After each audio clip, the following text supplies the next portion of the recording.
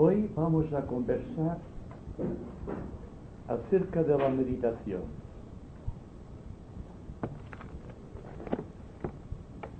La meditación, técnicamente hablando, es el paso que va desde el centro ágeno al centro coronario. Y esto es muy fácil de explicar, incluso gráficamente, como hicimos el mes pasado. Pero la meditación es algo más profundo de lo que solemos percibir, de lo que solemos comprender.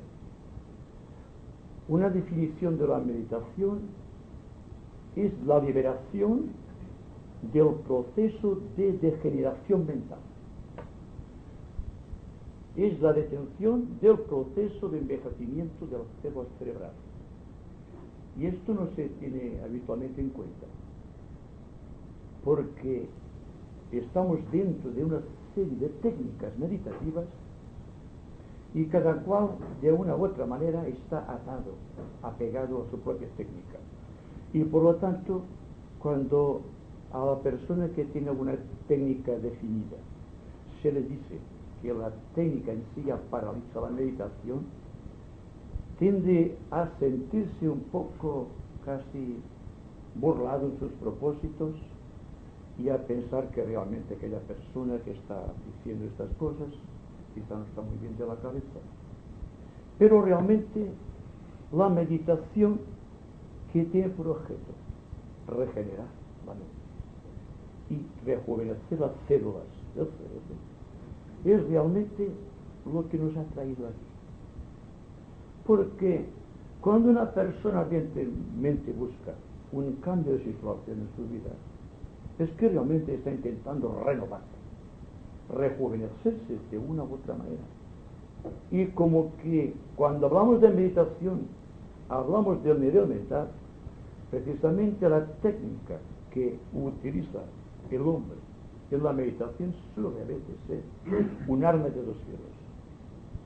Todos hemos creado una imagen mental de nosotros mismos y también hemos creado una imagen mental de todo cuanto nos rodea. Es decir, que la relación humana se basa en imágenes. Unas imágenes que, si ustedes lo analizan, vienen siempre del pasado, de un pasado lejanísimo, de un pasado central, con todos sus deseos, sus esperanzas y sus temores. Como que la mente ha creado una imagen de sí misma. Cuando habla de meditación, lo que intenta la persona que medita es perpetuar su mente o engrandecer su mente, siguiendo un proceso de acumulación de valores psicológicos. Y me pregunto si la mera acumulación de valores psicológicos puede liberar a la persona de su condición humana. Porque si fuésemos muy analíticos, diríamos que la meditación es el paso que va del cuarto reino, el reino humano, al reino divino. Y así veríamos más claro el proceso que, tal como lo vemos actualmente, circunscripto solamente en la pequeña esfera de nuestra mente, tratando de evadirse de su propio sistema de valores establecidos. Es decir, que cuando estamos utilizando cualquier técnica de meditación, lo que estamos realmente haciendo es tratando de engrandecer nuestra mente, de perpetuarla en sus significados más o menos íntimos. Pero la meditación, tal como esotéricamente se considera, es el paso que va precisamente de la imagen al vacío. Y ustedes se preguntarán por qué el vacío puede ser meditación. En el sentido de que cuando la meditación se ha hecho constante, no ha sido producto de cualquier momento que hemos robado tiempo de nuestra vida para, aplicando una técnica, buscar altos significados mentales, nos damos cuenta inmediatamente que esta forma de meditar es una trampa que nos tiende la propia mente, que nos tiende la propia condición humana, que nos tiende nuestras propias limitaciones. Es decir, cuando meditamos en primer lugar y estamos intentando superar un estado de cosas y quizás establecemos una meta, y aquella meta puede ser un pensamiento siguiente, puede ser un propósito más allá del tiempo, puede ser cualquier cosa, pero siempre hay un fondo inamovible.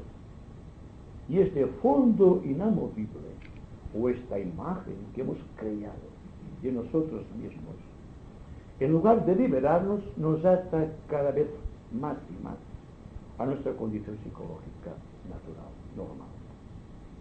Pero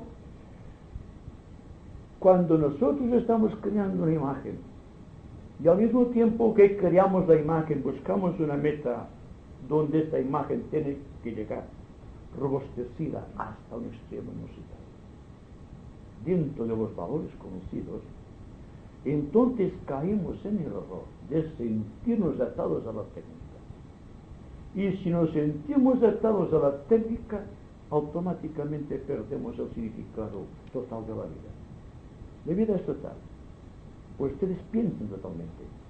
Y cuando piensan ustedes con la mente fragmentada es cuando dicen estoy meditando. Creo que ocurre cuando la observación de la mente sea total. Cuando el observador, el pensador, el alma, como ustedes quieran, está enfocada muy fundamentalmente, muy profundamente, en cualquier situación,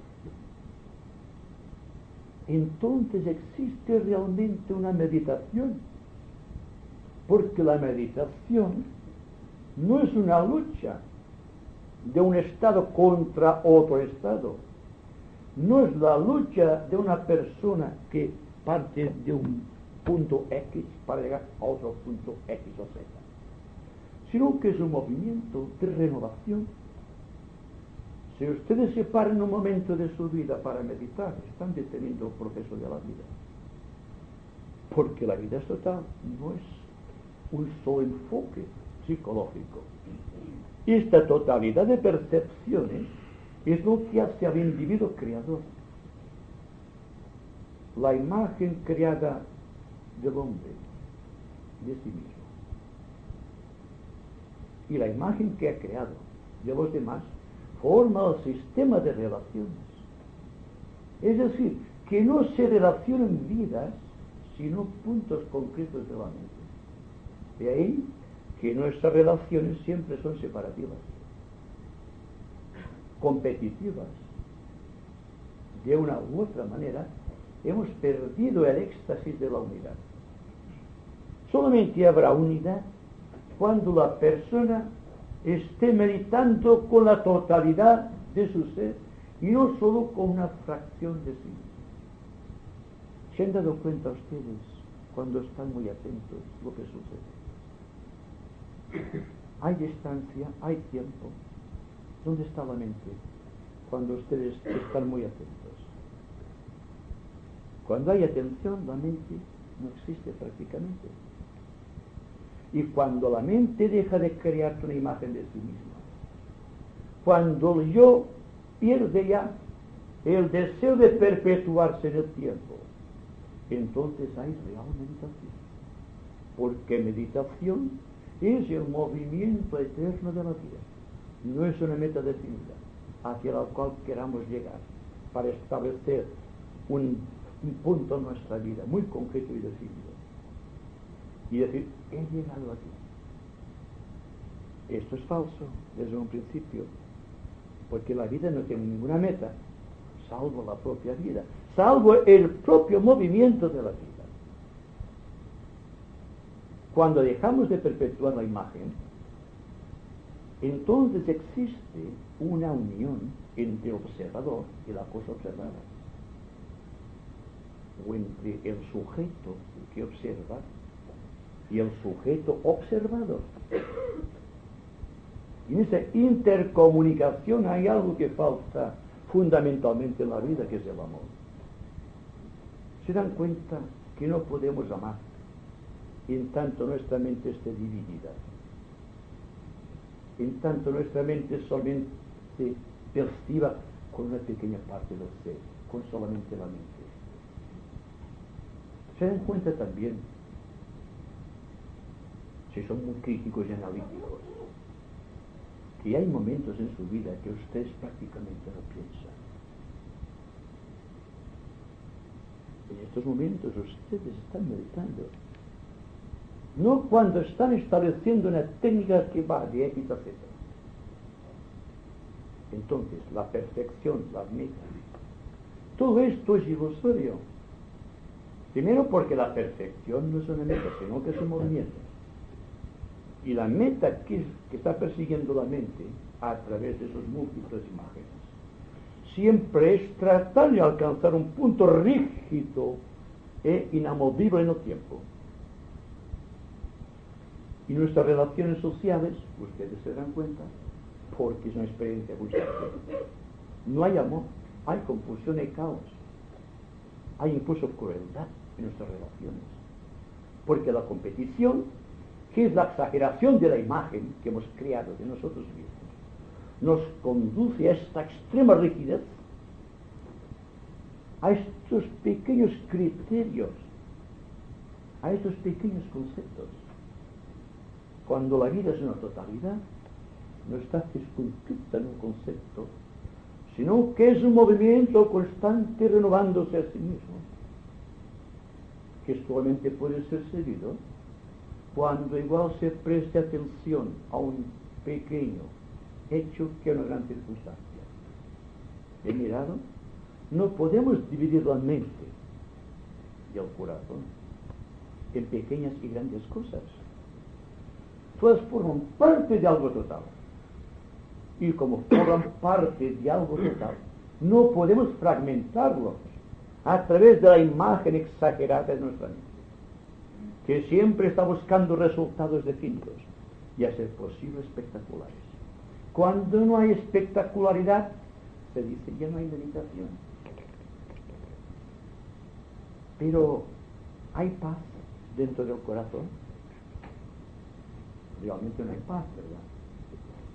Porque la paz solamente se consigue cuando hay un eterno equilibrio entre la razón y el amor. Cuando la mente ha extendido tanto sus orillas que se pierden en el infinito, entonces la mente se convierte en un vacío creador, un vacío infinito, donde no hay ni imágenes, ni ideas, ni pensamientos. Y sin embargo hay la vida y hay el Dios. Podemos llegar a este punto dentro del cual la pequeña gota del yo inmanente, del yo que crea imágenes, que crea ideas y pensamientos y crea metas definidas y busca intermediarios, llega a un punto de extinción que llegue realmente a fundirse en un mar absoluto de la trascendencia. Yo digo que sí es posible, siempre y cuando observemos todo cuanto ocurre dentro y fuera de nosotros mismos con atención profunda y serena expectación. Que todo cuanto examinemos esté dentro de nosotros, no esté separado por la barrera de la mente. Que la imagen que hemos creado de nosotros mismos y la imagen externa que también hemos creado nosotros se funda en el infinito, donde no existe imagen definida, donde existe la totalidad del ser, donde existe el fin de la creación.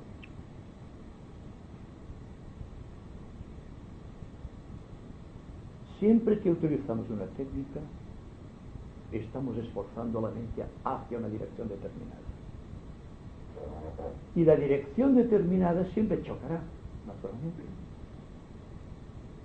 con todas las técnicas establecidas en el mundo que de una u otra manera se aparten de la imagen que tenemos formada de la propia meditación. Y existe dentro de la meditación un campo conflictivo. ¿Qué ocurre con las creencias? ¿Qué ocurre con las filosofías y las religiones? Todas ellas se creen depositarias de la verdad y están tan convencidas de que tienen la verdad, y esta verdad se ha convertido en una imagen tan exageradamente condicionante que todas aquellas personas que están dentro de esta estructura tienden, sin darse cuenta, a luchar contra las otras estructuras. Y todas esas estructuras, singularmente si son de tipo religioso, están hablando del mismo Dios, del mismo amor universal y de la misma inteligencia suprema, y sin embargo están luchando entre sí. Porque han creado una imagen, y ellos y la imagen son la misma cosa. Y en tanto exista una imagen no puede haber creación, ni puede haber amor, ¿verdad? ¿Se dan cuenta? Entonces, la atención sobre los hechos, la atención sobre los propios sistemas, la atención sobre las propias disciplinas, la atención sobre todo cuanto estemos realizando, puede devenir negativo por completo, por cuanto existe dentro de nosotros un punto vacío, dentro del cual no es posible haber creación, porque estamos condicionados por la imagen que hemos creado de la propia creación, y hemos perdido la virilidad del ser, y buscamos constantemente intermediarios en nuestra vida, porque naturalmente para pasar del ser inmanente al ser trascendente vienen los especialistas religiosos, los especialistas meditativos, los gurús, los maestros, y nos dicen lo que tenemos que hacer, cómo debemos comportarnos y cómo debemos conducirnos en nuestras relaciones sociales. Así es que mecánicamente hemos dejado de pensar. Ya no piensa el hombre, piensa la imagen, piensa la estructura, piensa el sistema condicionante. Y luego decimos, estoy meditando. ¿Se dan cuenta de la falacia de los argumentos? Y sin embargo, cuando menos se dan cuenta ustedes, están meditando. Cuando están observando una flor, o escuchando una linda melodía, o viendo una puesta de sol, o viendo un verdeante prado. Sin darse cuenta, quedan en silencio, quedan extasiados. Y cuando se dan cuenta, vuelven a meditar, y han perdido el éxtasis. Porque se preguntan, ¿por qué es tan bonito que me sucede? Ya se ha perdido el éxtasis, se ha perdido ya. Porque sin darse cuenta ya crean una imagen. Y han creado con la imagen un punto de desunión entre el hombre y la naturaleza. Y ustedes y yo y todo cuanto existe es la naturaleza. Sin compromisos kármicos, sin nada que pueda atar nuestra mente, ni pueda condicionarla. Bien mirado, ¿por qué nos sentimos condicionados? O porque tenemos que estar rígidamente dentro de estructuras definidas. Y el asunto es más serio de lo que ustedes pueden sospechar. Porque la causa del conflicto social, la causa del miedo, la causa de toda estructura condicionante, es esta propia imagen que hemos creado del mundo que nos rodea y de nosotros mismos. Podemos vivir entonces sin crear imágenes, sin crear ideas, sin crear metas rígidas e inamovibles, sin buscar sistemas de perfección que nos condicionan a la larga. Sí, puede ser posible. Examinemos fielmente la situación. Todo cuanto sucede tiene un valor eterno. Porque cuando decimos estoy aquí ahora, ¿qué queremos decir exactamente? ¿Estamos realmente aquí ahora? ¿Cuántas veces aquí ahora estamos lejos de aquí ahora? O estamos en el pasado, lo que hicimos, o estamos pendientes de lo que haremos en el futuro. Y aquí, sin embargo, está la gloria de la acción. La meditación nada tiene que ver con los recuerdos. Por lo tanto, es algo totalmente nuevo. Es algo inédito. Es algo impersonal. Es algo insusceptible de condicionar por cualquier tipo de imagen conocida. Así, cuando ustedes están muy atentos, cuando observan profundamente lo que ocurre a su alrededor y dentro de ustedes mismos, están meditando, están labrando el edificio de la propia eternidad en ustedes. Se están liberando de las condiciones del espacio y el tiempo. Se están liberando de todas las imágenes construidas ahora y en todo el larguísimo trayecto del pasado. Y cuando llega aquí el pasado, irrumpiendo en nuestra vida, lo convertimos en un sistema de valores psicológicos y decimos, esto soy yo. Y el yo es la imagen deformada de todo cuanto fuimos y de todo cuanto fue las generaciones pasadas. Es decir, que cuando hablamos de la subconsciencia racial y del inconsciente colectivo, estamos diciendo lo que somos actualmente, porque estamos pendientes de lo que hicimos en el pasado y jamás enfrentamos abiertamente el presente. Por lo tanto, como nos vemos incapaces de abarcar el presente en su totalidad, tenemos que recurrir al pasado con sus técnicas y con sus imágenes. Y ahí, que cuando creamos una imagen, digamos, creado una barrera entre el pasado y el presente. El presente deja automáticamente de funcionar y es el pasado quien está funcionando dentro de nuestra vida. Bien, no sé si han comprendido el objeto más profundo de esta disertación, que luego vamos a exteriorizar más profundamente con sus preguntas. Pero sí que hay que resaltar que todos, absolutamente todos, y yo me excluyo tampoco, estamos viviendo acumulando valores. Que todo cuanto acumulamos en el tiempo se convierte en la trampa dentro de la cual caeremos inexorablemente.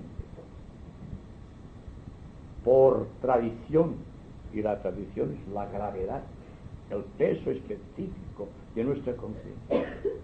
Y naturalmente, incapaces de gobernar el movimiento de la vida aquí y ahora, todo el sistema frenante del pasado está aquí como una barrera que nos impide percibir el futuro. Y entonces, todo el intento de salir dentro de este marasmo mental le llamamos meditación. Y lo que hacemos realmente es hacer crecer nuestra mente en imágenes y conceptos. Porque ocurre que como que el presente va siguiendo su curso y nosotros lo paralizamos, entonces todas las imágenes incomprendidas se acumulan en el presente, aumentando la confusión. Ya no se trata entonces solo de residuos memoriales, se trata también entonces, con una suma y sigue, de todos los actos incomprendidos del presente, de todo cuanto pudimos hacer bien y lo hicimos mal, de todo cuanto pudimos hacer y por negligencia no hicimos. Y esto constituye la barrera mental del hombre en nuestro siglo. Pero ¿qué ocurrirá? Y voy a terminar. Cuando estemos enfrentando muy honestamente el problema psicológico de nuestra vida, cuando nos veamos honestamente tal como somos, sin aplaudirnos, pero tampoco sin despreciarnos.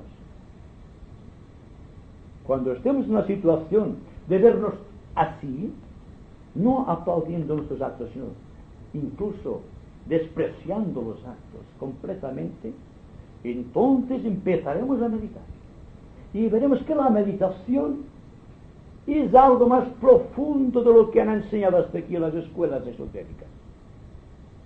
Y digo que la meditación es necesaria. Y la meditación es el acto supremo de conciencia del hombre. Y en esto imita perfectamente al Creador, que desde el principio de los tiempos está meditando en su propio universo. Y está creando un mundo mejor para todos.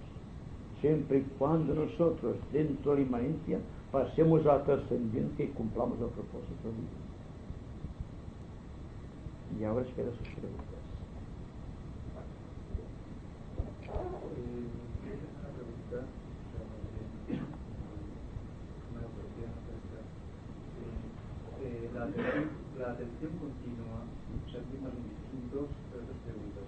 La primera estoy a definir como la atención continua de manera cotidiana, según dices, es la perfecta meditación.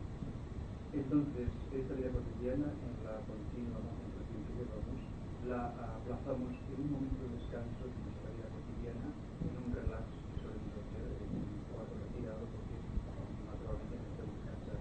Entonces, cuando estamos sentados tranquilamente, relajados, esta atención, ¿dónde la buscamos? La atención, cuando estamos, si no es en actividad, es que siempre hay actividad. Es que la forma más grande de actividad es cuando la mente está vacía. Mientras estamos pensando, decimos que estamos meditando, la mente no está vacía, está practicando con imágenes. Aunque sea la imagen del maestro, la imagen de cualquier gurú o del propio Dios. Estamos generando una energía que está de acuerdo con una imagen creada o con las pretensiones de lo que buscamos. Pero, ¿por qué no aceptar también el relax como una forma de atención? Siempre y cuando no exista algo, un imperativo de conciencia mayor que la propia meditación. Es que lo que estoy diciendo va por la propia meditación. Pero ¿qué ocurre con la meditación propiamente dicha? Que aislamos un momento del tiempo para la meditación y nos relajamos, o estamos acumulando valores espirituales o lo que sea. Pero la vida continúa.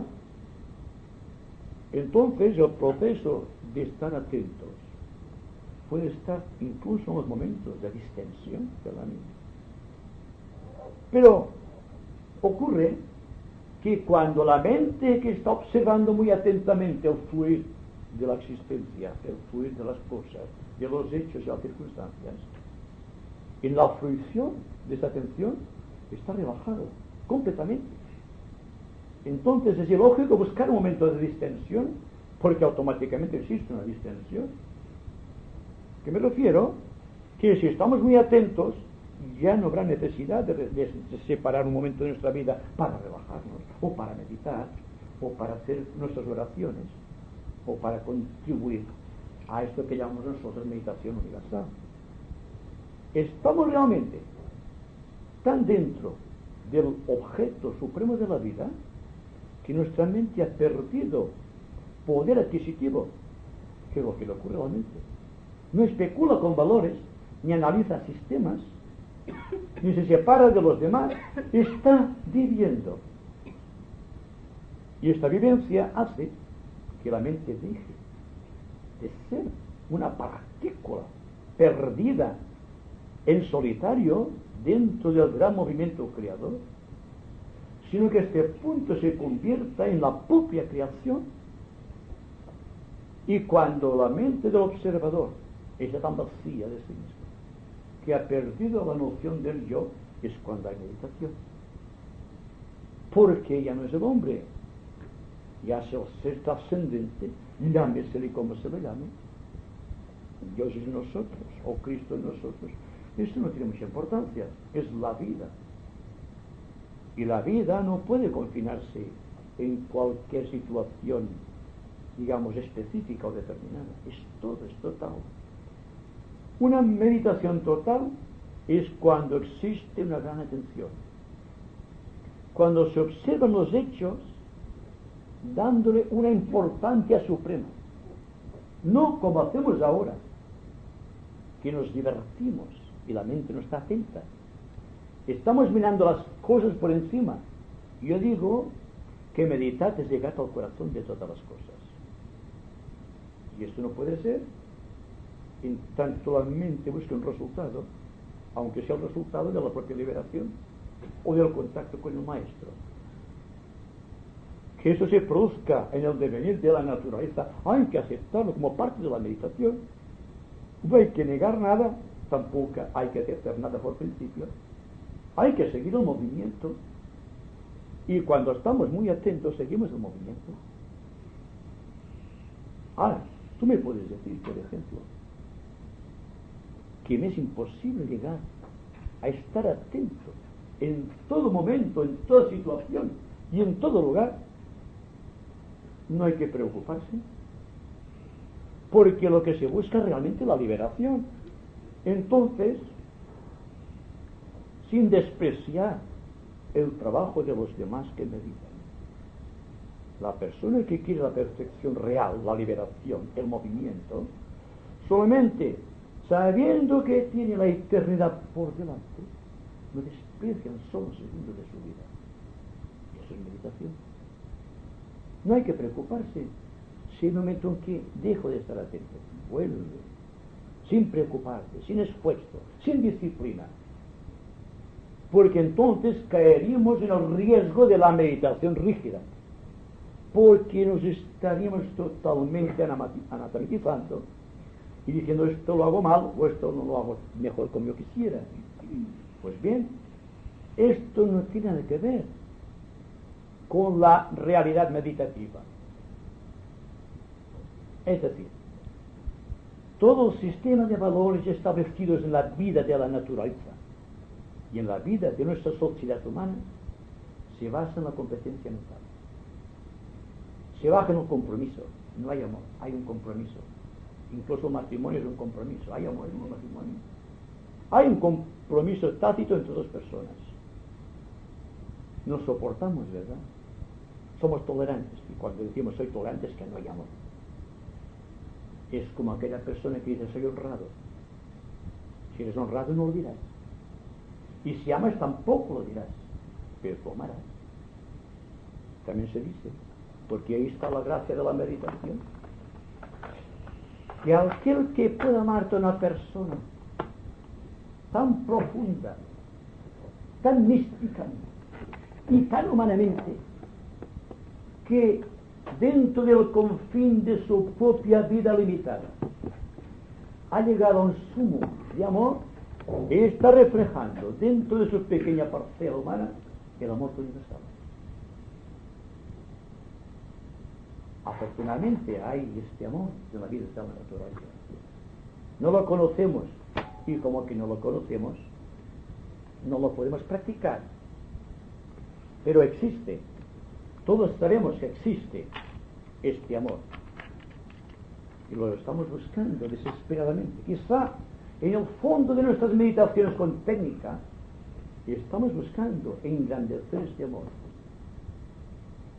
Pero yo me refiero no a crecer poco a poco este amor, sino a liberar el hombre de lo que le separa realmente del amor. No que crezcan perfecciones, ni que crezcan facultades, sino que deje de crecer, que crezca todo ser. Porque cuando llegue a la nada completa, entonces también tendrá la suprema plenitud, el suprema éxtasis del Dios.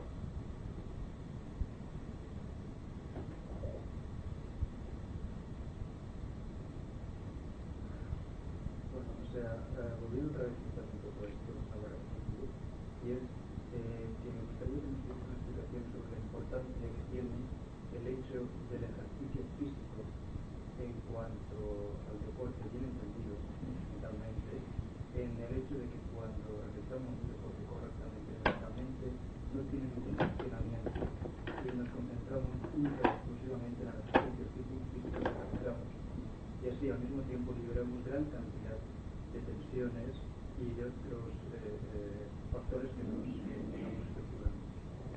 ¿Te refieres entonces a una práctica de Hatha Yoga, una sana definida? Deporte en general. Deporte en general. Todo cuanto se realice con atención, sin buscar los móviles, las causas determinantes, simplemente la acción en sí, es meditación. Lo que yo me refiero a eso de que cuando hacemos un ejercicio nos tenemos que fijar cuando lo hacemos intensamente y con interés, tenemos nuestra mente curiosamente concentrada en ese hecho. Y una vez realizado este ejercicio nos sentimos con un cansancio agradable que nos hace tener un relax interno y físico que de alguna manera nos permite ligar más nuestra mente a la atención del cuerpo. Aparentemente parece ser así, pero es que resulta que cuando la persona está enfocada solamente en un movimiento físico, sea el deporte, sea lo que sea, se olvida que la individualidad humana es multidimensional. Y como que es multidimensional, no puede ser circunscrita solo a un cuerpo físico, o bien que realiza el deporte, sino que existe una mente que dirige y un corazón que está siguiendo el proceso. Es decir, hay que seguir atentamente el desarrollo de la acción, no el desarrollo de un ejercicio, cuidado, el desarrollo de la acción, porque si se sigue el desarrollo de la acción, el ejercicio será entonces perfecto, no cuando la atención va sobre el propio ejercicio. Es la acción, el dinamismo vital de lo que es la intención que lleva al individuo a hacer aquello. Porque una de las formas de describir la meditación es exteriorizar la intención profunda del pensador. Siempre hay un móvil, hay un motivo, hay una causa dentro de todos y cada uno de los recovecos de nuestro ser. Incluso cuando se practica un arte físico, si se analiza el propósito de base, puede ser también una manera de activar el proceso creador que tiene lugar dentro de nuestra mente, dentro del propio corazón, para llegar a un punto de éxtasis, de distensión total, de vacío creador. Todo cuanto se realiza, si no llega como fundamento a un estado de profundo vacío creador, en nuestra mente hay algo que fundamentalmente no va de acuerdo con el propósito esencial de nuestra vida. De ahí la distensión que hay entre la idea como base, como motor, y la acción como complemento. Pero si la acción está separada del intento, si hay una fracción, si hay una distancia entre el deseo y la acción es falsa. Es decir, que la idea y la acción, aunque sea el deporte, debe ser completamente, digamos, simultánea. ¿Qué es lo que ocurre cuando estamos observando atentamente? Hay un proceso de simultaneidad en el tiempo. De hecho, el tiempo se va haciendo cada vez más pequeño. Y sin embargo, el espacio se hace cada vez más dilatado.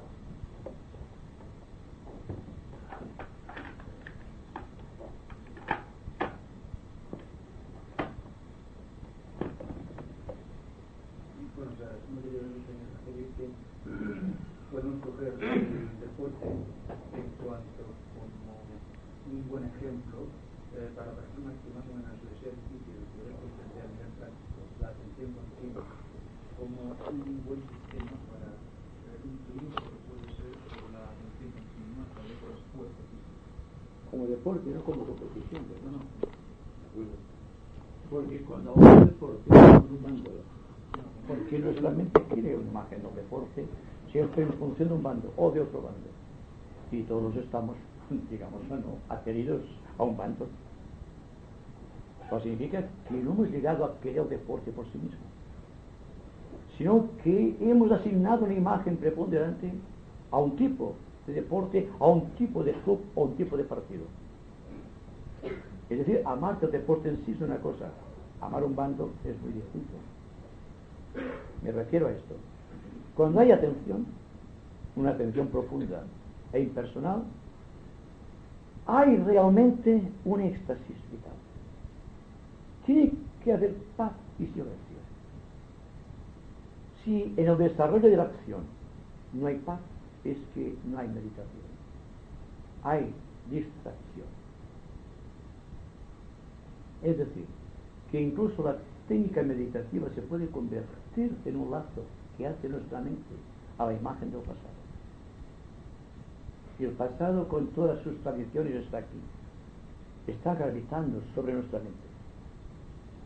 Es la gravitación total de nuestra vida. Y es difícil, ¿verdad? Gobernar todos los recuerdos, las tradiciones, las memorias, todo cuanto fuimos. Estamos enfrentando actualmente una realidad nueva totalmente. Una realidad que no pertenece al yoga en sí. Pertenece al individuo si puede liberarse del yoga. Y vamos más allá del yoga. Un mundo donde no existe otra cosa que acción. Una acción que venga producido no por un análisis y que como producto del análisis surja antisistema, una estructura, un partido, un grupo de todo, sino que sea una cosa natural y armoniosa. Y eso lo podemos hacer todos. Estar atentos es fácil.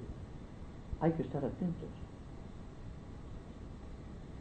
Atención es escuchar con las dos orejas y ver con los dos ojos. Y esto todo increíblemente. No podemos escuchar con una sola oreja y con la otra oreja fijar barreras o decir no estoy de acuerdo con esto o estoy de acuerdo. Porque en el momento en que una oreja esté por encima de la otra se pierde la atención. Lo mismo sucede con la mirada, con la vista. Y que naturalmente la deformación de los sentidos gravita sobre la mente. Y entonces se crea una imagen. Cuando estamos muy atentos, vemos el valor en sí, no la idea de cómo es aquello. No podemos ver un árbol y decir está contrahecho. O el fruto de este árbol no me gusta porque es de otro color que el que yo preferiría. Podemos contemplar un árbol tal cual es, sin buscar definiciones, sin conclusiones mentales. Un poco jovialmente, podríamos decir. Podemos contemplar una escoba sin pensar en el barrer. Y son cosas sencillas que podemos hacer. No podemos ver un objeto sin asociar una acción. No vemos nunca el objeto en sí y tampoco vemos la persona en sí. Vemos un proceso, una continuidad de proceso, una continuidad de memorias.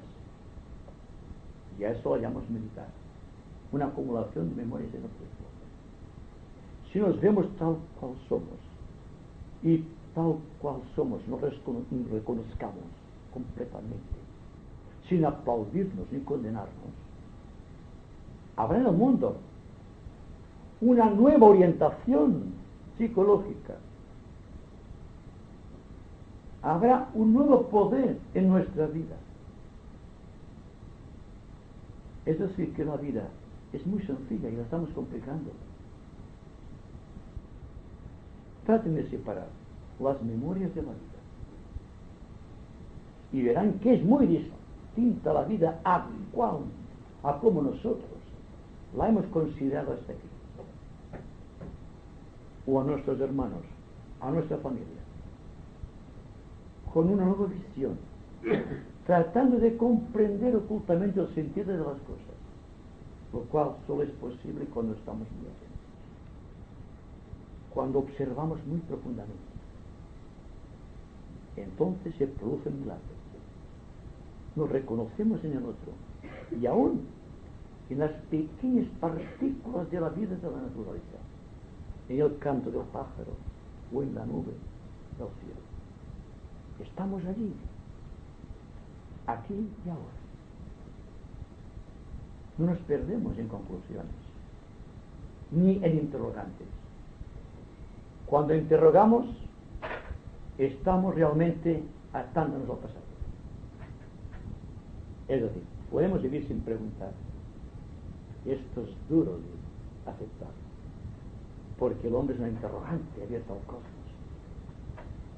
Pero yo hablo a los espíritus, a aquellos que quieran arrebatar el cielo por la violencia, no la violencia de la rigidez de lo conocido, de la audacia de lo buscador, que no esté de acuerdo con todo cuanto sucede, que esté más allá por encima del prejuicio religioso, económico, político o como sea. Vernos aquí ahora, cuanto hagamos, tiene sus repercusiones complicadas. Es decir, que el hombre es muy importante, más de lo que creemos, es el centro de la creación. El cuarto reino es el objeto preponderante ante los ojos de la divinidad. Y las humanidades de todos los sistemas son los que rigen los desplazamientos de la conciencia, de lo individual a lo cósmico. Por tanto, hay que darle un nuevo énfasis al hombre, al ser humano, para de esta manera llegar a un punto en que no tengamos necesidad de hablar del amor, ni de la honradez, ni de la honestidad, ni de las virtudes capitales, ni tampoco de los defectos, de los prejuicios, ni de todos los fenómenos que vienen a causa de las propias limitaciones. Cuando se ven las cosas tal cual son, y el hombre no aplaude ni condena, entonces se produce el milagro. Entonces la paz penetra en nosotros. La mente se disuelve. Es el receptáculo entonces de los pensamientos malos, de los arquetipos creados por la propia divinidad. Piensa en unas proporciones muy distintas de las conocidas.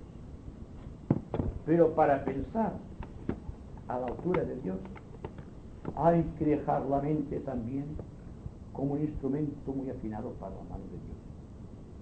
Hay que tener la mente muy escasamente desarrollada de cosas humanas y muy ampliamente capacitada para absorber los valores divinos. Y esto solo es posible cuando la mente está silenciosamente vacía, extática por completo, seriamente expectante ante esta realidad que está produciéndose constantemente desde los principios de los tiempos aquí y ahora.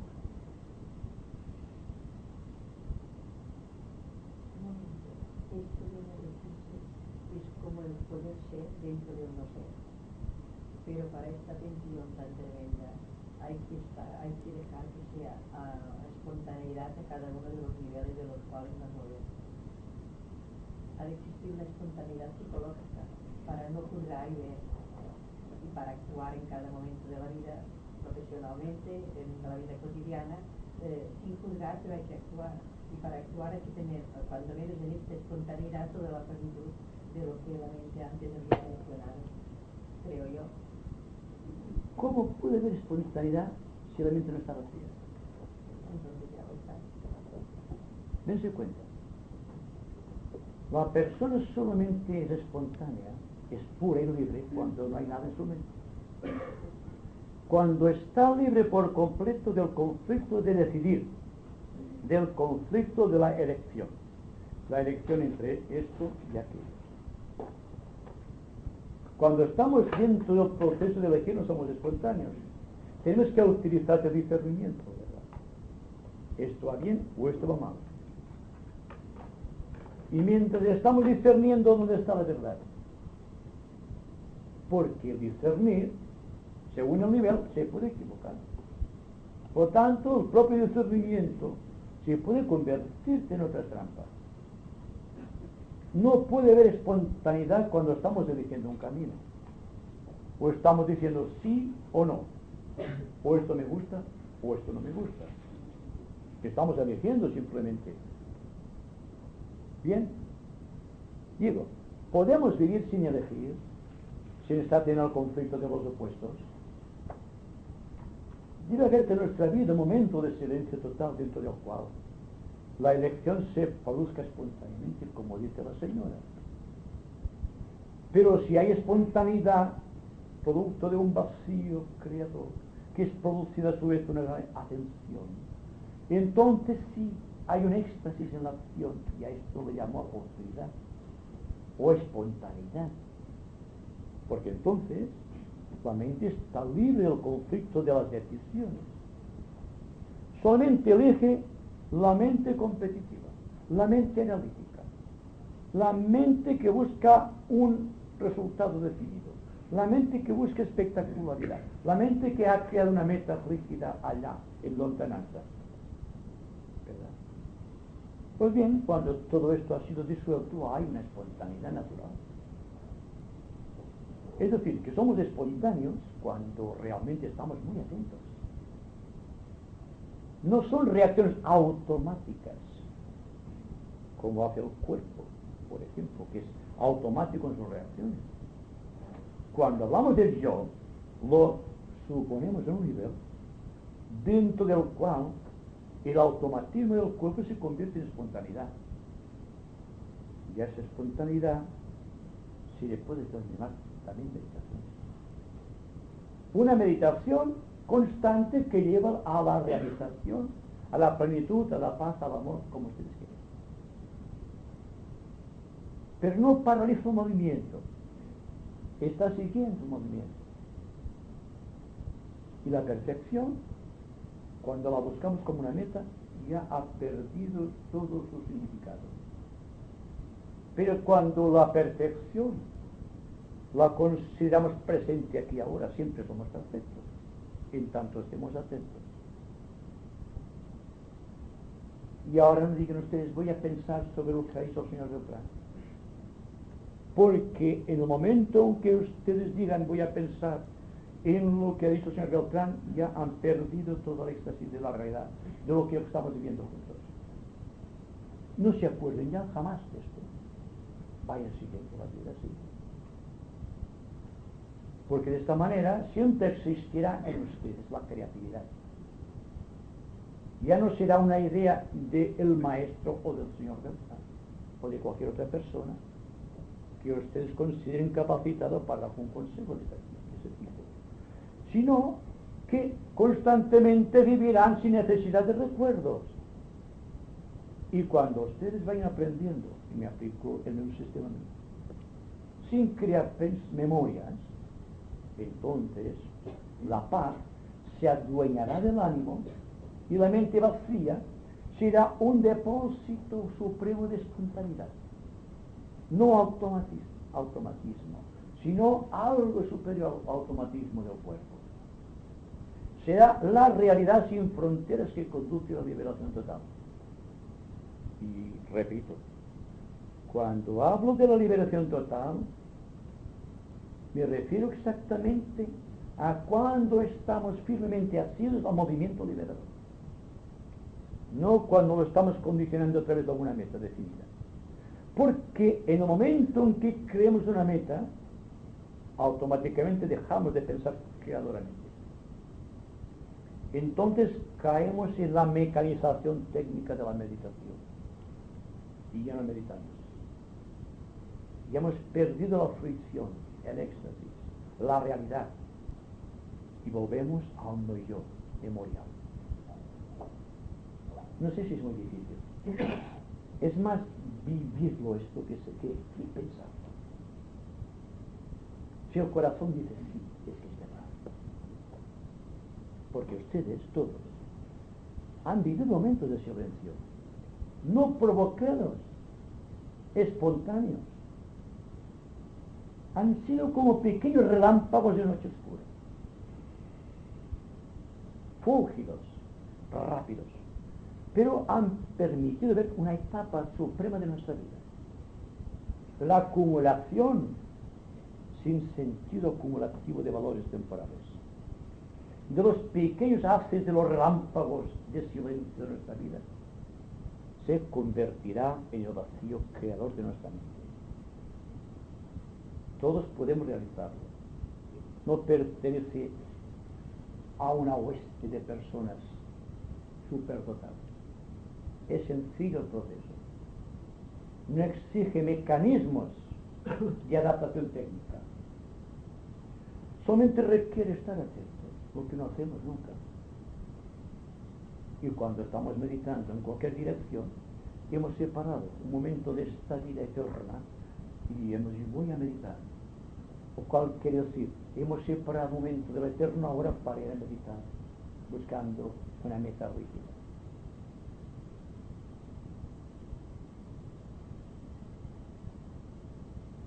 Poca meditación ahora.